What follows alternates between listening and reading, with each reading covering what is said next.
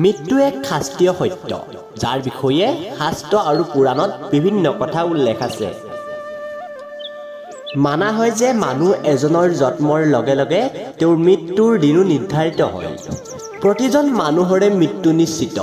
এই কথাষাৰ জনাৰ পিছতো মানুহে এইটোক স্বীকাৰ কৰিবলৈ ভয় কৰে। শিৱ পুৰাণতো মৃত্যুৰ বিষয়ে বহু কথা কোৱা হৈছে।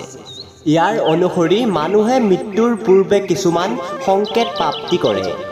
নমস্কাৰ বন্ধু বান্ধৱীসকল, মই প্ৰণৱ আৰু আপোনালোকে শুনি আছে ভিজিবল মটিভেশ্যন। শিৱ পুৰাণৰ অনুসৰি মানুহৰ দেহাটো যদি বগা হৈ পৰে তেন্তে এনেকুৱা মানুহৰ অন্ত একেবাৰে সমীপত বুলি ভবা হয়। আৰু যদি কোনো ব্যক্তিৰ মূৰত হঠাতে কাউৰী আহি পেলাই বহেহি তেতিয়া ইয়াকো মৃত্যুৰ কাৰণ বুলি ভবা হয়। যদি কোনো ব্যক্তিৰ বাওঁ হাতটো এসপ্তাহ পৰ্যন্ত নাচি থাকে তেতিয়া ইয়াকো বহুত অশুভ বুলি মানা হয়। ইয়াক মৃত্যুৰ সংকেত বুলি গণ্য কৰা হয়।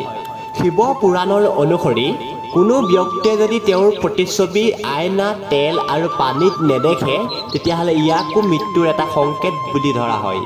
শিৱ পুৰাণত কোৱা হৈছে যে মৃত্যু কাষ চাপিলে মানুহৰ দৃষ্টিশক্তি কমি আহিবলৈ ধৰে আৰু যেতিয়া মৃত্যুৰ অন্তিম ক্ষণ আহি পাবগৈ তেতিয়া মানুহে একেবাৰে দেখিবলৈ বন্ধ কৰি দিয়ে। আৰু যদি কোনো ব্যক্তিয়ে অগ্নিৰ শিখা ভালদৰে দেখি নেপায় আৰু কাষত সকলো পিনে কেৱল অন্ধকাৰ অনুভৱ কৰে তেনে ব্যক্তিও মৃত্যুৰ সংকেত পোৱা বুলি গণ্য কৰা হয়। আৰু যদি মানুহৰ কাণ, জিভা আৰু মুখমণ্ডল হঠাৎ শিলৰ দৰে হৈ পৰে তেন্তে সেইটো এটা মৃত্যুৰ সংকেত বুলি গণ্য কৰা হয়। এনেবোৰ সংকেত পোৱাৰ পিছত মানুহে ভগৱানৰ একান্ত ভক্তিত বিলীন হোৱাটো অতিকৈ প্ৰয়োজন।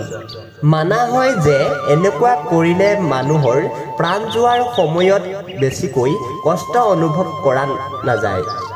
যদি মানুহৰ মল মূত্ৰ, বীজ আৰু হাঁচি একেলগে আহে তেতিয়াহ'লে ইয়াকো এটা মৃত্যুৰ সংকেত বুলি গণ্য কৰা হয়। বীৰ্য নাইবা চকুপানীৰ ৰং যদি ক'লা নাইবা নীলা হৈ পৰে তেতিয়াহ'লে ইয়াকো এটা মৃত্যুৰ সংকেত বুলি গণ্য কৰা হয়। যদি মানুহে নীলা আৰু ক'লা ৰং বেলেগ বেলেগ দেখে আৰু মিঠা আৰু তিতাৰ মাজত পাৰ্থক্য একো গম নাপায় তেন্তে সেইজন মানুহৰো মৃত্যু অনিবাৰ্য বুলি গণ্য কৰা হয়। মৃত্যুৰ পূৰ্বে মানুহৰ শৰীৰৰ পৰা এটা অশুভ গোন্ধ আহে আৰু এই অশুভ গোন্ধটোকে মৃত্যু গোন্ধ বুলি কোৱা হয়।